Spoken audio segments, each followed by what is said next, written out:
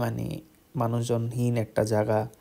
আপনি যদি ফ্রেন্ডসদের সাথে যান, ফ্যামিলিদের সাথে যান, এরকম আর কি। আমার এখানে মানে ইউনিভার্সিটি ফ্রেন্ডদের সাথে গেছি, মানে কোচমেট বলা যায় বেসিক্যালি।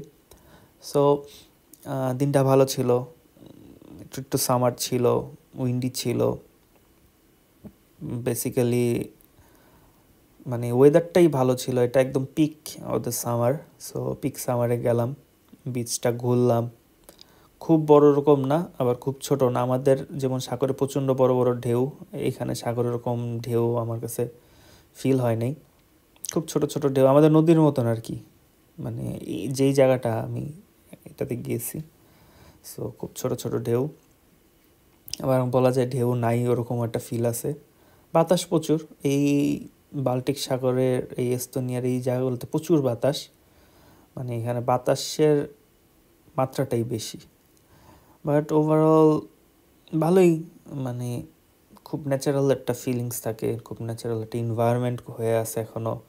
খুব প্রিজার্ভেশন, আর সবচেয়ে ইম্পর্টেন্ট জিনিস হলো কোনো ময়লা নেই, যেটা টু বি অনেস্ট দেখতে ভালোই ফ্রেশ লাগে। মানে আর্টিফিশিয়াল কিছু নাই এখন পর্যন্ত, খুবই ন্যাচারাল একটা প্লেস মনে হচ্ছে যে। মানে মানুষজন নাই, সাগর, সমুদ্র, গাছপালা। So good experience obviously. Different, বাংলাদেশের কক্সবাজার একরকম বা কুয়াকাটা একরকম, এখানকার এস্তোনিয়ার সাগর একরকম, এই আর কি, কোনোটাই খারাপ না। এখানে একটা জিনিস হলো খাবারের দোকান নাই, এবং আমি চারে খুব মিস করছি। একটা চা যদি পাইতাম, এক কাপ চা যদি পাইতাম, খুব ভালো লাগতো।